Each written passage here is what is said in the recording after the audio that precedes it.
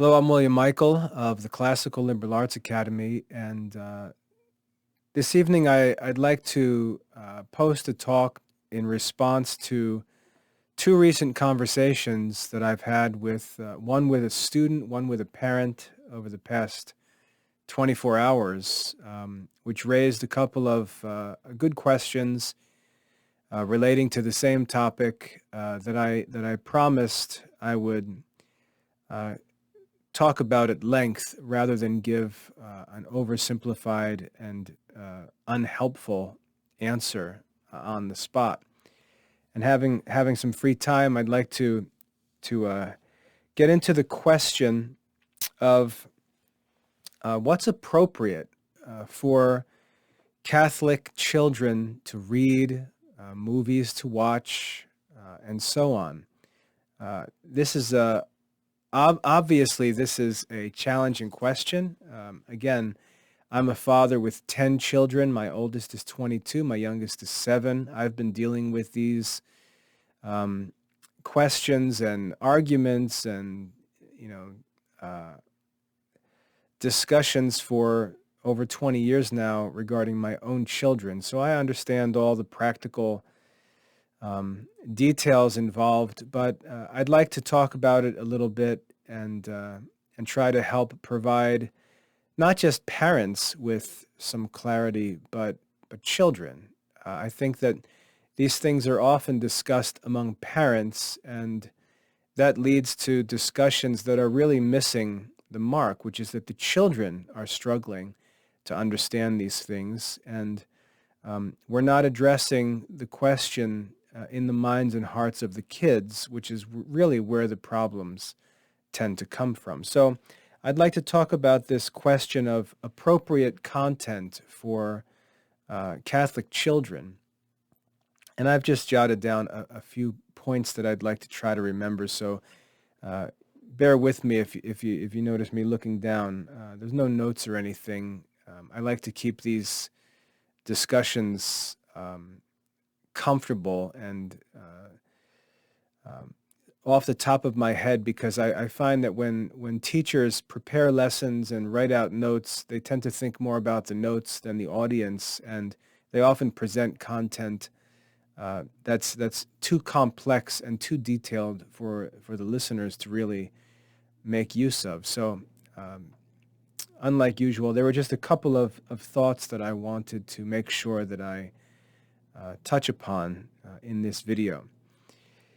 When we talk about these things, what content, what books, what movies, what music, what television shows, and so on are appropriate for Catholic children, there's a big elephant in the room that we usually ignore.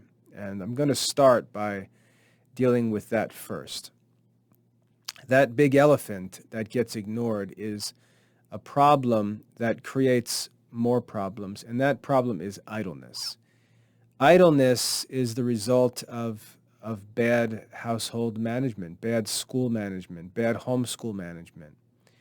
Idleness creates a situation in which there are no good options. The idleness itself is the problem, and the solution is very simple.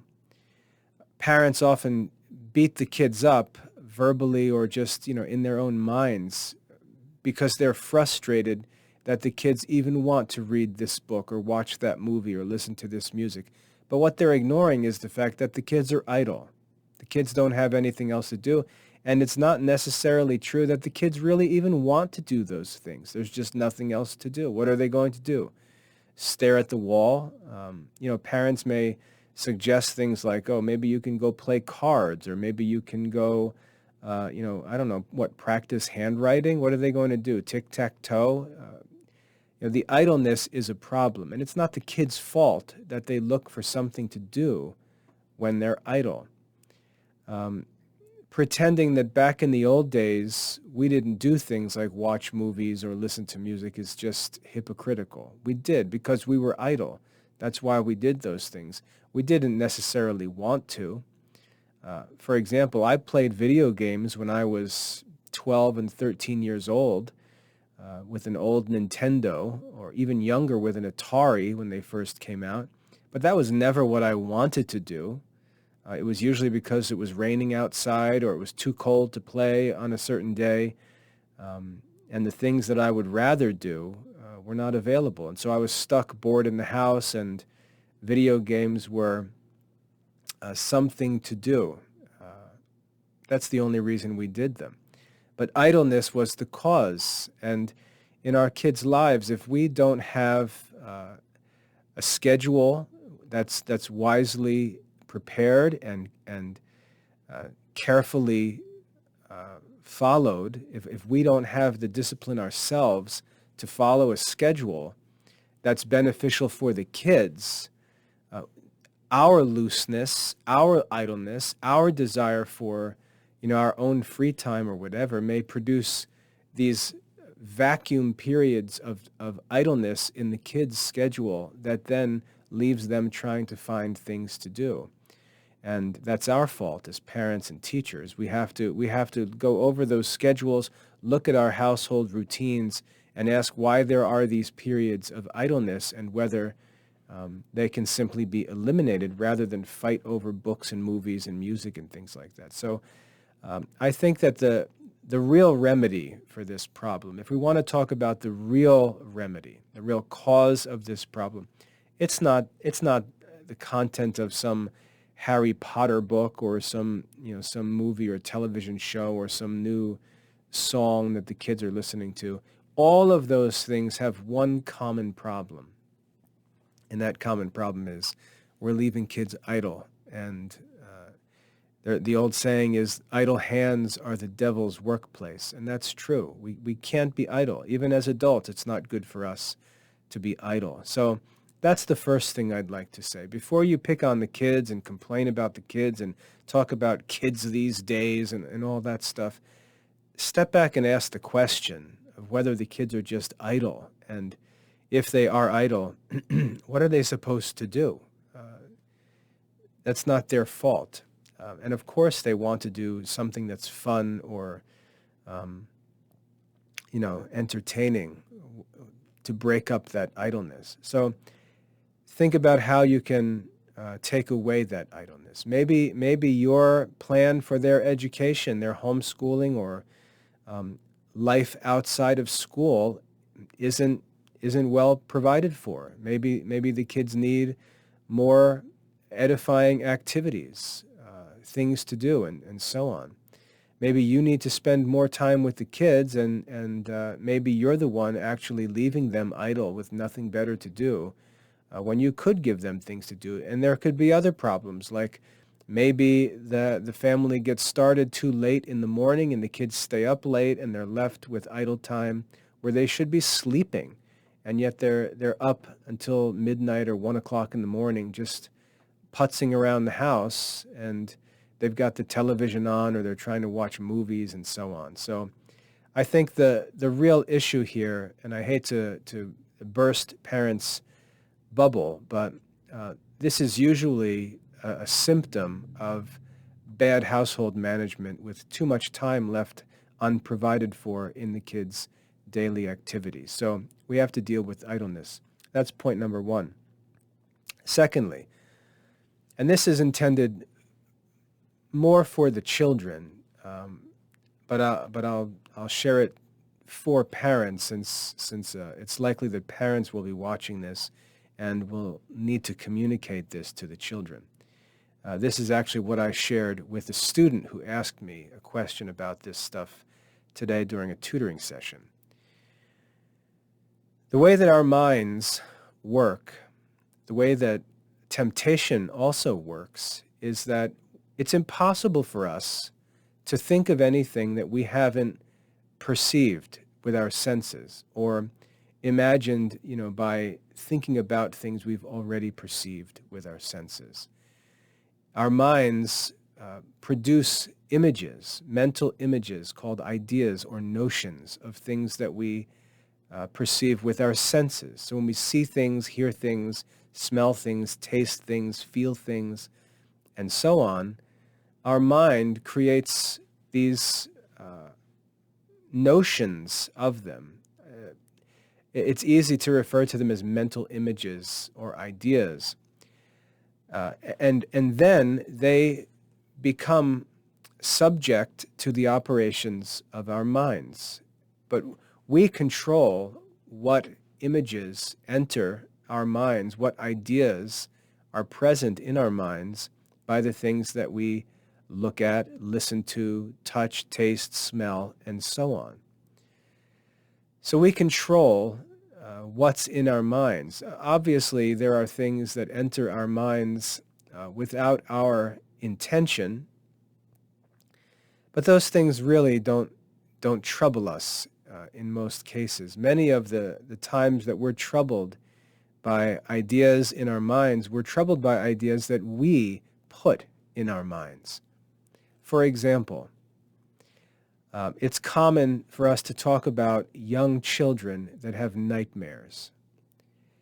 But if we were to stop and ask, what's the content of these nightmares? What is the child actually thinking about?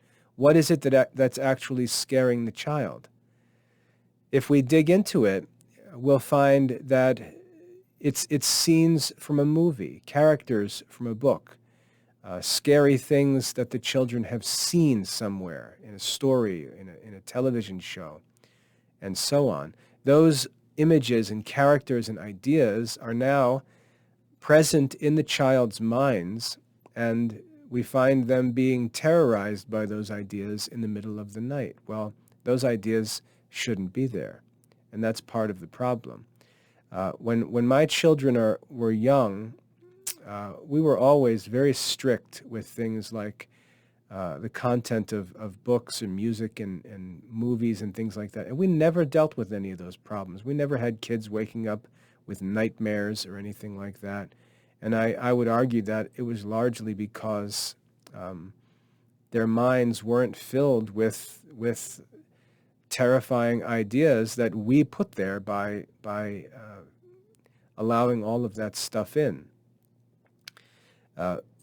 This also applies to matters of temptation, with let's just say sexual temptation, for example. When we complain about having impure thoughts, when our minds are filled with all kinds of immoral suggestions and things like that, if we ask, where did those thoughts come from? Where are those images and ideas coming from? We'll often find that those temptations come from ideas that are in our mind because in the past we looked into things that we shouldn't have looked into. And now those ideas, memories of those sins of ours are now tormenting us. What I want you to see is that the real reason why we should be careful to guard our senses is because what we allow in then becomes something that can cause us all kinds of mental trouble. And we want to make sure that we don't let things in that might trouble us in the future. I don't want an image of a woman tormenting me for the rest of my life. I don't want the memory of some sinful experience tormenting me the rest of my life. I don't want some scary image if I'm a child. I don't want some image of some dragon or murderous scene in a violent movie tormenting me for the rest of my life, or at least throughout my childhood. And the way to protect ourselves from those things, from the torments and temptations of ideas, is to not let those things into our minds in the first place. So the motivation for parents and for children to be careful with the things that we look at and listen to and so on is that we'll save ourselves from lots of future trouble by keeping our minds free from impure or immoral images that are allowed by these kinds of activities, by reading books we don't need to read, by watching movies we don't need to watch, television shows, listening to music and hearing lyrics and memorizing lyrics. Music is dangerous as well because it's just funny, but the the lyrics of songs, I remember when my kids, and I've done this too, but when my kids would want to listen to some popular song, um, they would say, "Oh, we don't care about the words, we just like the music." But the problem is, once you hear the song a number of times, the music and the lyrics are sort of married together. The music helps you to remember the lyrics. And even though you can put on a song and listen to the music, even if you have, sort of an instrumental version of a song or a karaoke version, the words are still there in your memory. And it's really not true that you can just listen to a song and ignore the lyrics. Our minds just don't work like that. There's a reason why we put lyrics to music. There's a reason why we take words and put them into rhyme and meter, because it affects the memory. It allows us to retain the knowledge of those words when we make them poetic or musical. And so uh, secular music is just, weaving these secular ideas and rhythms and beats and stuff into our minds, and it's not going to produce anything good. It doesn't matter what anybody says. It's not going to produce anything good. And we have to be careful about these things. It's like drugs, really, because what we're playing with here, what we're playing with are secular ideas, immoral images and stories and thoughts, but we're presenting them to our minds in very potent forms. We're reading ideas that are communicated by some of the world's best authors, even if they're ungodly authors. They're excellent writers. They're excellent storytellers. They're great poets. A great rapper, a great musician, a dancer, performer, on and on and on. The movies are powerful and dramatic, and the special effects and scenery is memorable and moving. And not only are we exposing ourselves to ideas that aren't going to help us in any way, but we're exposing ourselves to these ideas in potent media and receiving them in ways that are going to make a very strong impression on our souls and stick with us for a long time, maybe for the rest of our lives.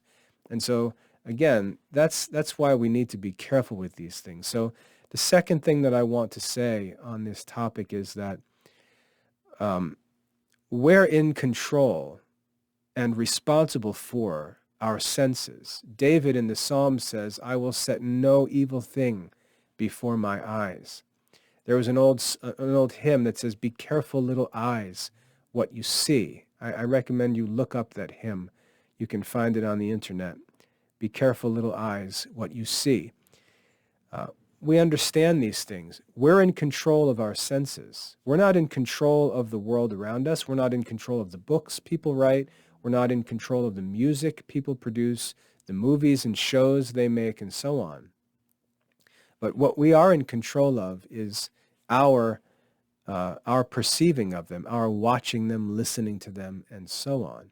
And we've got to be careful, because not only are they secular, worldly, unchristian, or anti-Christian ideas, that would be bad enough. But it's worse than that, because they're being presented in potent forms that can really enter in and stick with us and be difficult to free ourselves from in the future. So these are serious, serious matters. And understanding that whatever we allow ourselves to read, watch, imagine, listen to, and so on, become ideas that are stored in our minds, as it were, in our memories. All of those things become sources of tormenting thoughts or temptations, and we have only ourselves to blame, because we put them there and then subject ourselves to that distraction and temptation, discouragement, fear, and so on. We have to be careful, because we're really playing with fire when we do these things. We also have to make sure that we confess them. When we've done these things, when these ideas are in our minds, we have to make sure as Catholics that we confess these things, because not only do we need to seek absolution for the sin of letting them in and corrupting our own souls, but we also have to seek God's grace to uh, amend our lives, to stop doing so, and with the help of His grace to forget them. And that is possible. I know that in my own life there have been a lot of things that I did, and I don't want to think about them or talk about them. But there are a lot of things that I did that I've confessed, and things that I used to do as a kid or a young adult that I've amended in my life, and the memory of those things slowly fades, and we need to make sure that we're confessing and amending our lives and not allowing these things to continue to grow and be repeated. Uh, it's just like doing memory work. By reciting these evil things, you're just making them more and more memorable and causing more and more trouble for yourself. So make sure when we do sin in this way, we deal with that sin uh, promptly and responsibly.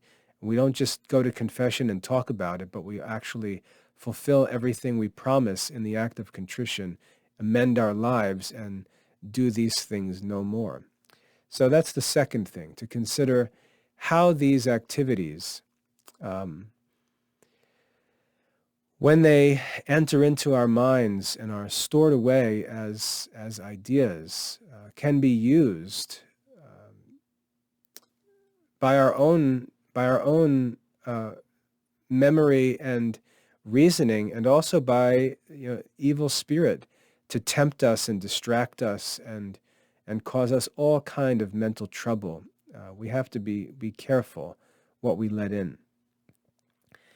The third problem and again, this is all assuming that the ultimate cause of these problems is idleness, which I say is ultimately a problem that is the fault of parents and teachers, because the kid's day isn't well managed and provided for. What happens is, let's say the kids don't necessarily want to watch something bad. They just want to watch a movie or fill some time with some activity, read a book, go to the library, get some books, watch a movie, whatever. And I know some of these things, it's really impossible to turn into an all or nothing discussion. But this is what happens if we don't address the problem of idleness. Even with good children who honestly are just looking to break up this idle time with something to do. The problem is that there isn't enough quality content available to spend a lot of time planning to use. And I didn't articulate that very well, but what I'm trying to say is, if you think, oh well, we'll spend an hour a night, or we'll spend this amount of time watching good movies that are good for the kids, or reading good books, what you're going to find is that there's really not an endless supply of quality content. And what happens is you watch a good movie, and you watch it again, and you watch it again, and then you say, we watched this movie 5 times. Can we watch something else? Well, that was a really good movie. So we can't find a movie as good as that one, so we're going to come down one step, and we're going to start watching a new movie. It's not as good as the first one, but it's good. It's not bad. And so we start watching that movie. We watch it a couple times, and then we ask, what, we've watched this movie. We're tired of this movie. Is there another movie? And what happens is, over time, the more time that's spent reading or watching videos or whatever, the level of quality continually declines and declines and declines, because there's not an infinite supply of quality stuff. And what happens is, there's this slow degeneration of the quality of the videos, of the books, and so on. And it just descends into worse and worse stuff because the kids can always throw we're bored with this. We've watched this 20 times already, and that's legitimate. The problem is if we don't deal with the real cause, which is the idleness, the boredom of this idle time is not going to be solved by watching movies because the supply is limited. The same is true of good books. That's why when we talk to Christian kids, we'll hear that they're all reading Lord of the Rings, or they're all reading Redwall, or they're all reading Hardy Boys books. This sort of canon of idle time Catholic children's reading material. But the problem is they get tired of it, and they start looking for the next series and the next book, and who else can we read? What else can we read? And it just continually declines lower and lower. And we look and we say, well, why don't you read the Bible? Well, the problem isn't that they're not reading the Bible. They should be reading the Bible during school or during devotional times. They should be hearing scripture at Mass and at prayer and so on. The scripture should be part of their studies, formal studies. Mom and dad should be reading the scriptures to them. They're not going to go and fill 2 hours of unscheduled idleness in the schedule with Bible reading.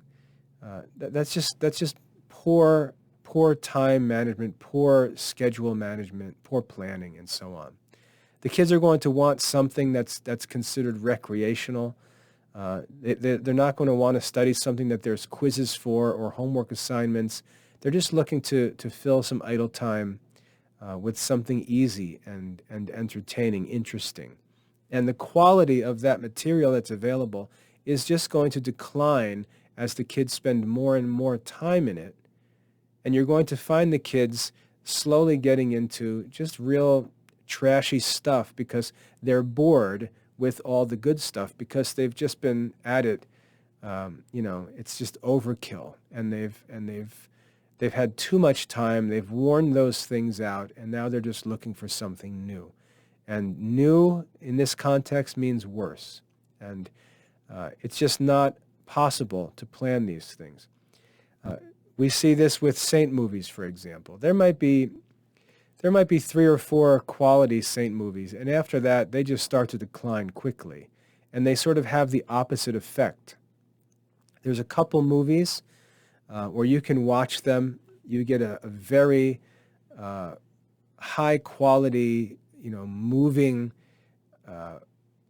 representation of the life of some saint, and the movie ends and you say, wow, that was so inspiring. That was such a beautiful film. The music was good. There were so many memorable lines, and those things stick with you and really help you in life.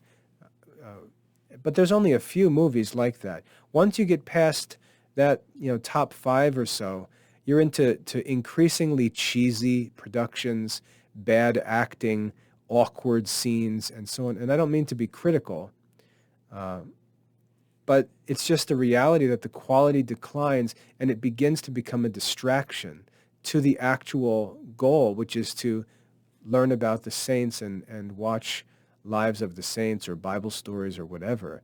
It actually begins to have the opposite effect and causes kids to start giggling at the silliness of the film, or scoffing at the poor quality, mocking the actors who are obviously not very good compared to other actors that have been seen. And so it starts to have the opposite effect on the kids, the opposite to what saint movies should produce, and the original motive for watching those movies. It actually does the opposite. And I've noticed that in the kids, that many of the saint movies, if they're not well performed, well written, well produced, they actually have negative influence in the kids' minds. So the quality is just not sufficient in quantity for the kids to plan on sitting around watching movies for hours and hours and hours. It's just going to decline into nonsense, and you're going to have a bunch of kids sitting around like Siskel and Ebert, just rating movies and mocking actors and performances and and sitting there like a bunch of spectators, which is just poisonous morally and something that we can't allow. So there's just not a lot of quality stuff. And the high quality stuff should be in their curriculum. They should have plenty to study. If they have a good school curriculum, it should provide for all hours of their day. And when they're no longer able to study, they should be getting to bed and getting some healthy rest. They should have time during the day for physical fitness or for organized activities like dance classes or music lessons and things like that, competitive sports if they're interested in that. They should be doing those things during the day, and then by the time it's 9, 10 o'clock, I mean, they should be tired and they should be ready for bed. And if that's not the case, then something's wrong with the schedule and it needs to be fixed. So again, even though I go into these details, I want to repeat and repeat and repeat that the problem here is idleness, and it's a bad schedule that the kids have been provided with. Lastly, just for the sake of including this in this talk, if there is a movie or a book that kids are asking about, and you're not sure, whether it's okay or not. And again, remember that this is all being said in the context of the points that I've mentioned above. So I'm saying there's some situation where it's necessary, and there are situations where it's necessary. For example, there may be a time where, let's say mom is pregnant and all of a sudden mom's going into labor. The kids need to be watched. They're going to be left home with an older teenage sibling. Mom and dad might be gone for 24 hours. And this teenage daughter just needs something to do with the kids, and they ask, can we watch a movie? Can we this? Can we that? There are times where these things come up, and we may have to provide for something like this. Well, there are things we can do. First of all, you can see that if this time, this idle time is limited, when an event like this happens, there should be plenty of quality stuff available, because the kids don't wear it out and they're not all tired of the good movies. So it wouldn't be a problem if this idle time wasn't, so regular and the kids bored with all the good stuff, and now some random event comes up and they're just like digging further and further to the bottom. Eliminating the idleness would also eliminate this problem of trying to find something good to watch, because there would be plenty if there was a limited amount of idle time. But when it is necessary, there are places you can go for help, and we'll just look at one. For example, this movie database, imdb.com. If you go to this website, a website like that, you can type in any movie. For example, you could type in, let's just say, Lord of the Rings. Okay, so you want to know about a movie. Is this movie any good? Is it okay for the kids to watch this? You can find a movie, look up that movie, and over here, you see in this top little menu bar, you see all topics, and if you click on that, one of the topics, one of the resources provided on this site is a parent's guide. And so you can click on this parent's guide and go take a look. First of all, look at the rating. You can see what this movie is rated for. But if you come down here, you'll see that there's comments posted, reviews posted that relate to specific concerns that parents should have. Is there any sex or nudity in this film? And it will say, this is rated to have none. There's one kissing scene between a man and a woman, and they're elves, for goodness sake. So Lord of the Rings, you don't have to worry about any sex or nudity as a parent. Violence and gore, well, that's a different issue, because you've got all kinds of battle scenes. You've got orcs, you've got the Black Riders, and all these things. So yeah, violence and some gory scenes. When Frodo's captured in the spider's den, that's pretty gross stuff. So there would be some violence and gore to be concerned with. Profanity, none, which is very rare today. Alcohol, drugs, and smoking. Obviously, the hobbits and Gandalf are drinkers and smokers, but it's presented as innocent. We're not talking about drug addicts and things like that. Frightening and intense scenes, but you get the idea. There's lots of help in being able to get some information about the content of a film without watching it, or if you're unable to watch it. Obviously, it would be wiser to watch a film first and be able to allow it for your children after you've watched it. But you can see that resources like this are available. Helps when you need them. My wife and I sometimes when we'll wrap up for the night and go to bed and watch a movie together. And that's where we find movies that will say, oh, I'd like the kids to see this. This is a good movie. So previewing movies, using your own time to watch a film or read a book and use that as a screening process before you recommend anything to the kids would be a better option. But if kids are asking about a movie or something like that, you can look up on imdb.com and look at that parent's guide to get a quick overview of anything that would be considered of concern to parents. So there are resources to look at for those things. So those are the most important concerns and suggestions that I have, but I just want to repeat and emphasize again and again that when you get yourself into this situation, or when you find yourself in this situation where the kids are asking to read these books or watch these movies or listen to these songs, and you're going to start this silly modern Christian family fighting over all these things, I want you to realize that this whole situation can be prevented. And that's the real solution. This modern, fake parenting where we try to come up with clever arguments why the kids shouldn't read Harry Potter or why the kids shouldn't watch, this movie. When I was a kid, I remember it was, Dungeons and Dragons was bad for you. And it's all because we're idle. That's the problem. The problem is not that these movies are bad or that these shows are bad of course the world's filled with bad things, but it shouldn't even be on our radar because we should be busy. We should be tired at the end of the day.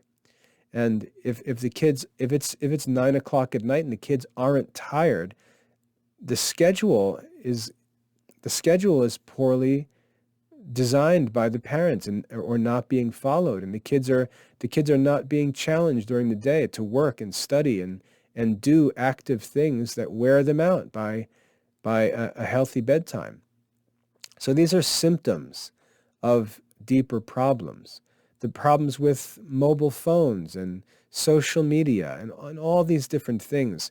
There's this giant elephant in the room that parents don't want to talk about, and we're leaving the kids idle. And it's in that idle time that they're getting into all of these issues and all of these troubles. And the parents are, pardon me for being blunt, but the parents are stupidly engaging in these arguments instead of dealing with the real problem, which is that the kids are not being provided with a sufficiently active and well-designed schedule of studies and activities that both keep them active and engaged with good things to do, and also that wear them out by the end of the day. So those are the things that I really want parents to look at. Stop all of this nonsense talk about what movies are good, what movies are bad, how many how many stars does this Christian movie get or that website give? I mean, there are places to get that information, but that's just all water under the bridge. The problem is idleness. If you've got your children, studying a curriculum that's not worthy of the Christian life, it's going to leave them with lots of idle time. I hear it all the time, and I talk about this quite a bit. I hear homeschool families all the time talking about how they get all their homeschool work done in a few hours. Okay, well, that sounds great. What do you do the rest of the day? If the kids are left for hours in idleness, I don't know why anyone would be happy that the homeschool program that they use only provides material for 3 hours of study and then the kids are idle for the rest of the day. I don't understand why that's a good idea. Even if the kids are idle and they're not doing things like watching movies or reading books, if they're idle and just playing, they're still going to get into all kinds of trouble and into some dark stuff that is caused by their being left in idleness. It doesn't matter if the backyard's safe. They're going to get into trouble because idleness is never good for us. And so a homeschool program, a private school or a school program where the kids have a few hours a day of activities and then they're idle, that's a bad plan. And then you're going to see it's difficult to keep the kids active in healthy things, and activities, quality activities outside the house are expensive. There are tons of activities available. Everybody's trying to make money doing something. And you're going to find that 75% of the activities that are available are just junk. They actually aren't helpful at all. If you sign a kid up for a baseball league, and the baseball league is a crummy baseball league, and the coaches, really don't know what they're doing, it's not going to be a good experience. If you sign kids up for jujitsu lessons or for dance classes, and the teachers aren't very good, and you're going to go with the cheaper of the two schools, you're going to find that the lessons aren't good, and it's not engaging, it's not challenging, not interesting, not productive. These things are expensive to have quality activities for the kids to participate in, and this is part of the responsibility of parenting. I talked about it recently, counting the costs of homeschooling.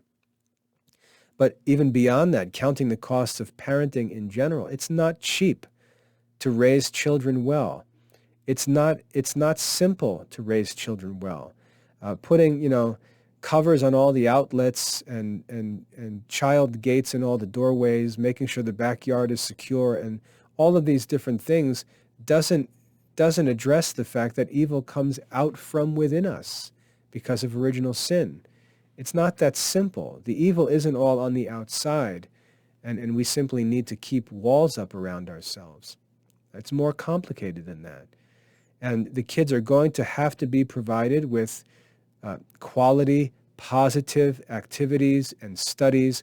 Parents are going to have to engage with the kids, supervise the kids, do things with the kids, and so on, because when they're left in idleness, bad things creep in, and you're going to see that. So even though I've talked about a couple of issues that I think are practically helpful, I really don't want to let this video go out without repeating it again and again, that this idleness in the kids' lives has to be eliminated. It's the real cause of the problem. And there's no supply of movies and books that are high-quality Christian stuff that are going to keep kids occupied when they're idle for hours and hours and hours every week. You're going to have to eliminate that idleness. So those are the concerns that I have. And just to put a little more context on this, the one conversation I had that I mentioned earlier was a parent was concerned about children reading some classical literature because there is a content in those works that might be considered morally questionable. Take like ancient Greek and Roman poetry and things like that, even works like Homer's Iliad and Odyssey and Virgil's Aeneid. And those are legitimate questions. Now, in the perfect world, Christians would be so free from worldly concern or influence that they would be, you know, content to pursue English literature studies through the reading of sacred scripture or writings of the saints. But most parents aren't willing to do that. I would be happy to offer that. But most parents are more concerned about Shakespeare than about sacred scripture. And it's an evil that we have to deal with in Christian education because the parents just won't listen. They won't stop worrying and troubling themselves about secular standards and worldly things. They're too prideful to accept a lower grade on a standardized test, too worried about superficial things or what the other families are doing, and they insist on worldly literature. So even in our literature courses, I cut out everything that's immoral, and what's left, I feel that as long as the kids are studying it with the right direction, with a limited amount of time to just, waste time in readings, moving through them quickly, focusing on the important things, I think those dangers are minimized. And that's one of my goals in the Classical Liberal Arts Academy. But we just can't allow kids to immerse themselves in secular literature because it's on some 10th grade reading list, or because the local school is reading that and we want to make sure our kids don't miss anything. Why homeschool at all? Why not just immerse them in the public school curriculum? It makes no sense. And Christian parents have to have a little more trust and confidence in Christian content that's available. So that's the one question that a father asked, to be specific. And then a student asked today about possibly going to see a movie at the movie theater, and was asking me about whether it would be okay to watch that movie or not. And so we just talked about it a few minutes. And I don't get into explicit judgments as to whether or not this or that is okay or evil, because I think those discussions miss the mark. There are better questions to ask, like, why do you need to go to the movies? Why do you need to see that movie at all? Why do you need to see any movie at all? You don't have anything better to do with your time? You have all of these hours free just to go and blow at the theater? Why don't you have something better to do? Are you exercising? Are you sleeping? Are you studying? Are you getting through your whole curriculum studies? Are you seeking the most challenging curriculum possible?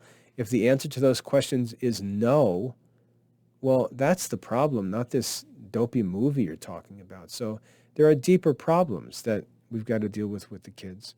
The other issue is, parents who themselves are just idle and careless, and the parents, as goofy and ridiculous as this sounds, the parents are the ones seeking these things out. The parents are excited that there's some new movie at the theater, and they're eager to go see it. Some 35-year-old man is eager to go watch some child's movie and is dragging all the kids to the movie theater.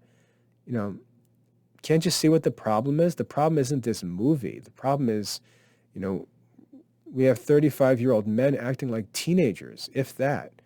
And they're just dragging their kids into these idle, useless activities and creating all of these dilemmas and fights, even fights within marriages where husbands and wives disagree on these things, and they're fighting about movies and music, and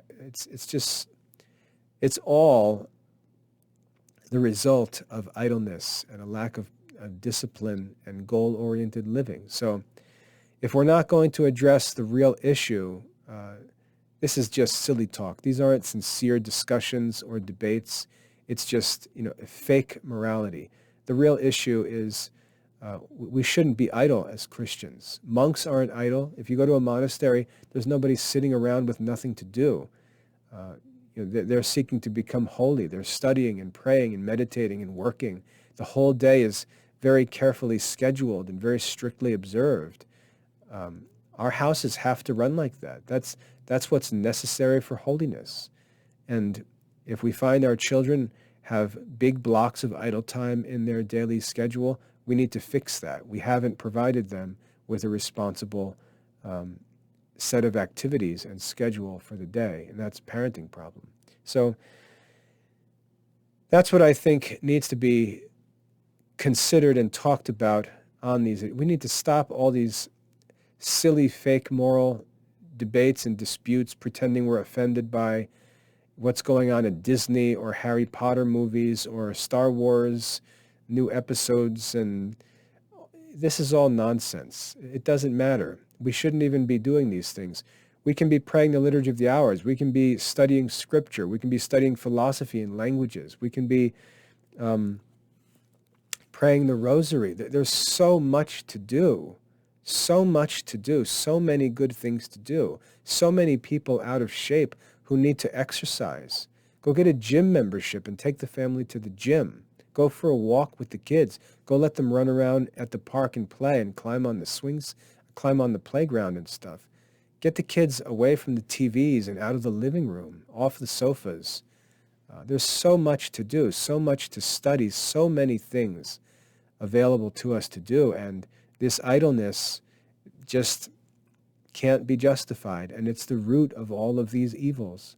So I hope that's helpful. We're over 50 minutes here, so I want to wrap up. But all of these questions, if I'm going to leave you with one final point to think about, is that if you're arguing about what movie you're going to watch or what book you're going to be reading, you're arguing about the wrong things. You should be arguing about the schedule and why everybody's idle. I hope that's helpful. God bless.